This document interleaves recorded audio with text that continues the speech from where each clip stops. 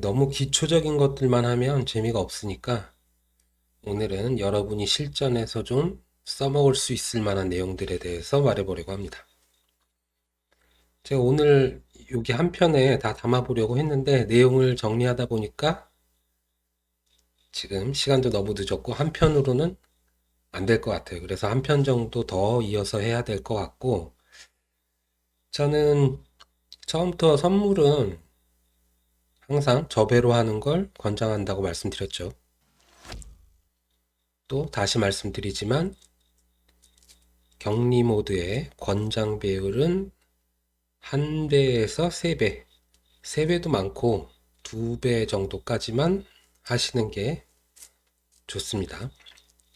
이게 정석 선물 투자고 제가 권장하는 투자 방식입니다. 그런데 이런 분들에게는 제 말이 귀에 안 들어오죠. 내가 가진 돈이 너무 소액이다.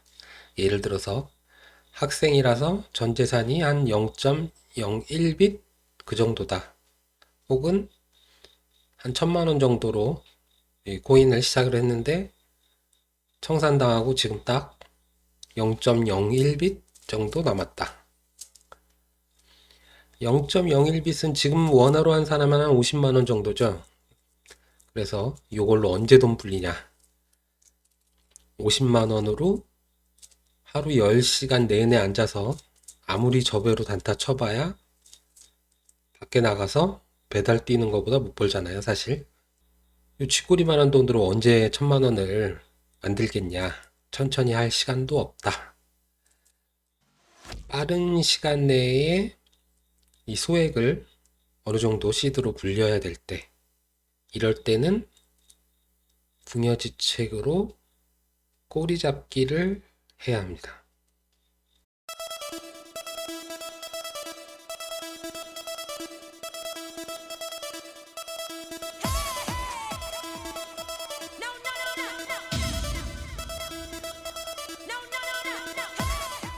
불장에서는 현물로도 10배, 100배 불리기도 가능하죠. 근데 이제 현물 불장이 자주 오는 건 아니니까 한 4년 정도, 4년에 한 번 정도 오죠.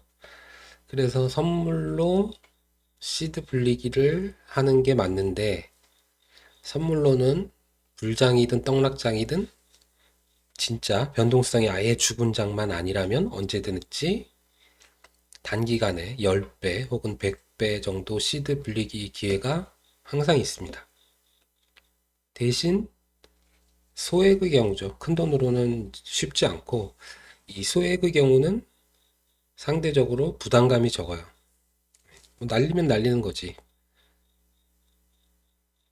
그리고 거래 금액이 적기 때문에 치고 빠지기, 사고 팔고 하기가 상대적으로 용이하다. 그래서 소액으로 시드 불리기는 상대적으로 쉽다. 제가 왜 처음부터 선물을 저배로만 하시라고 했냐면, 초보분들은 고배의 레버리지를 다루는 방법을 모르기 때문입니다. 이 방법을 모르기 때문에 무턱대고 고배를 쳤다 하면 여러분들은 청산당할 확률이 아주 높다. 그래서 고배를 치지 말라고 말씀드린 거고, 근데 고배라고 해서 꼭 청산당한다는 법은 없어요. 실제로 10배 이상의 고배 레버리지만 쓰면서도 잘 버시는 분들은 잘 법니다. 그분들은 고배의 레버리지를 다룰 줄 아는 분이기 때문에 그래요. 제가 아까 말씀드린 꼬리 잡기에 대해서 알아보기 전에 일단 가장 중요한 걸 메모하셔야 돼요. 고배의 레버리지를 쓰실수록 포지션을 오래 들고 가시면 안 됩니다. 여러분들이 저배로 포지션을 가져가셨을 땐 내가 생각한 방향을 믿고 홀딩하면서 수익을 최대한 길게 가져가셨을 겁니다. 하지만 고배율에서는 그렇게 하면 위험이 너무 크죠. 이 가격 변동폭이 작은 범위 내에서는 변동성이 매우 크기 때문에 레버리지와 포지션 보유 시간은 반드시 반비례해야 여러분이 청산 혹은 손절을 피하고 수익을 쌓아가실 수가 있습니다. 10배, 20배의 고레버리지를 친 다음에 만불 혹은 2만불을 먹겠다고 오버나잇을 하고 홀딩을 한다? 그러면 10중 8구는 여러분이 꿀잠 자다가 혹은 맛있게 식사하시다가 리퀴데이션 콜, 청산 콜을 받게 됩니다. 물론 운이 아주 좋으시다면 10배로 만불, 2만불 먹을 수도 있죠. 10배 쳐서 만불 먹었다 그러면은 지금 만불이면은 지금 기준에 한 20%좀 넘으니까 200% 넘는 수익률이네요. 대단하죠. 하지만 아주 흔치 않은 경우다. 고배율을 쓰실 때는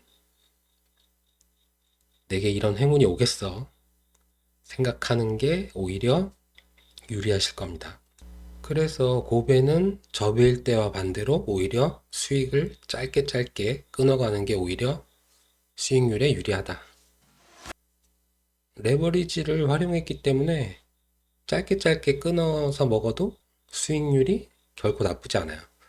그래서 한 번에 크게 먹을 생각 말고 짧게 끊으면서 눈덩이 굴리듯이, 스노볼 굴리기라고 하죠. 흔히 눈덩이 굴리듯이 시드를 조금씩 불려가는, 키워가는 전략을 취하는 게 좋다.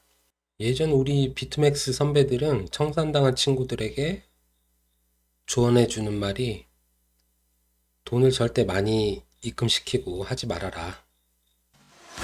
0.01빛으로 0.1빛을 만드는 연습부터 먼저 해라. 불과 몇 년 전에는 이 0.01빛이 한 5만 원도 안 됐죠.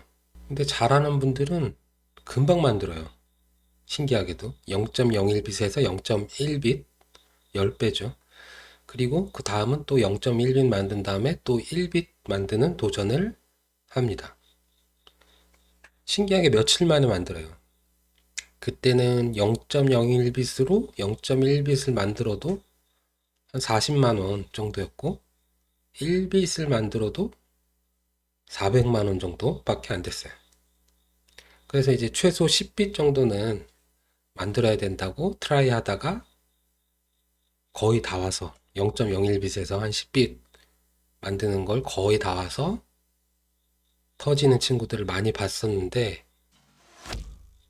그 터진 다음엔 또 청산당한 다음에 그 다음에 어떻게 하죠? 쿠팡을 뛰러 갑니다. 쿠팡을. 저기 옥천물류센터 거기에 가서 일당을 받아와서 또 그걸로 0.01빛 또 다시 시작하는 거예요. 그래서 아깝죠. 0.01빛으로 1빛도 잘 만들어 놓고 그래서 이 소액으로 시작했더라도 시드가 어느 정도 불어나게 되면 그 다음에는 그 불어난 시드에 맞게 배율을 줄이고 안정적으로 운영해야 됩니다.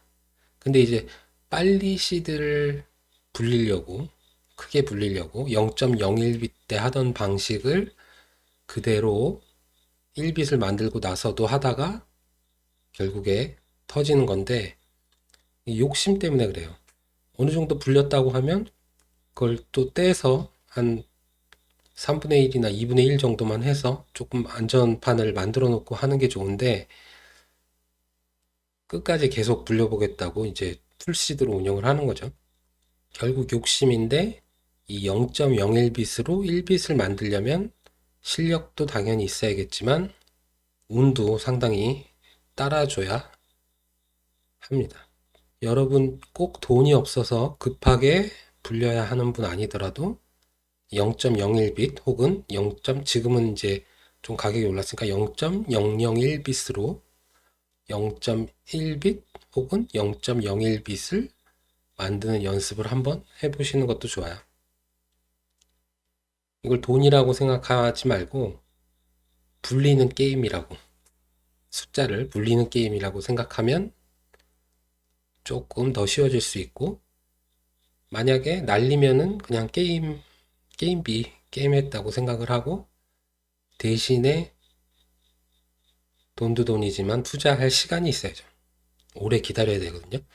주말에 다 나가고 나 혼자 집에 있다. 그럴 때 한번 맘먹고 집중해서 한번 해보는 거죠. 만약에 이 0.01빛으로 0.1빛 만들기를 한 번에 성공했다 하면 진짜 타고나신 거고, 그렇지 않다 하더라도 몇 번 날리다 보면 이거 만들기 되시는 분들 아마 많으실 거예요. 이 몇 년 전에는 1빛이 얼마 안 됐는데 지금은 1빛이면 지금 5천만 원 넘어가니까 상당히 크죠. 어쨌든 그렇게 단기간에 쥐꼬리 시드를 어느 정도 투자해 볼 만한 시드로 만들려면 결국에는 저배로는 시간이 너무 많이 걸려서 힘들긴 하다, 사실이다. 진짜 소액이라면 고배로 하는 게 시간 투자 대비 수익을 가져올 수 있으니까. 그렇다고 고배라고 해서 100배, 125배 이렇게 치시라는 게 아니에요.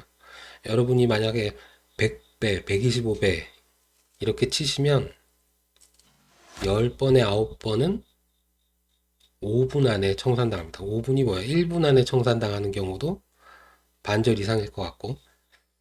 근데 이제 어쩌다가 10번 중에 한 번 운 좋게 살아남으실 수도 있긴 하지만, 자, 다음번 편에 제가 했던 방식에 대해서 말씀을 드릴 거예요. 기본적인 시드 배분 방법에서부터 배율 설정, 또 언제 포지션을 잡아야 하는지, 그 설명드릴 내용은 제가 경험했던, 제가 해본 방식에 의해서 말씀을 드리는 거니까 정답이라고 보실 필요는 없어요. 실제 여러분이 이제 초보분들이 참고할 만한 가이드라인을 드리는 거지, 저보다 잘하는 분들이 훨씬 더 많으니까 제가 말씀드리는 것이 꼭 정답이라고 생각하실 필요는 없습니다.